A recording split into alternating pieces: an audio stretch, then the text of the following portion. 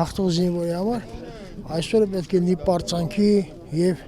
ժողովրդի հայրենիքի կայացման օր պետք է լինի։ Ամեն դեպքում այդպես են ասում այն անձանց, որոնք անցել են պատերազմի դաշտը, կիսել են ցավերը, վերքերը, հաղթանակ են տարել։ Այո, այսօր մեզ մոտ հաղթանակի օր է, բայց այն հաղթանակը չի,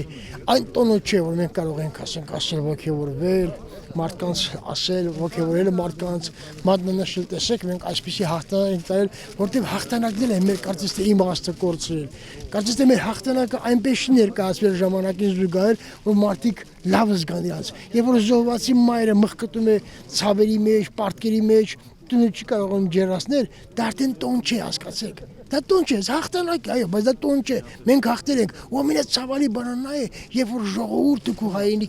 հայրենակիցները վախենում են իրենց հաղթանակից։ Մեր հաղթանակը մեզ վախեցրեց, հասկանում եք, բայց դա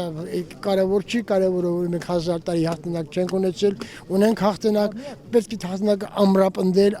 որովհետև հաղթանակը դա ժողովրդի սեփականությունն է։ Հասկանում եք, եւ մենք պարտավոր ենք դա ուժեղացնել, որպեսզի նոր հաղթանակներ տանենք եւ դառնա Հայաստանը այն երկիրը, որի ժամանակին գրել են մեծ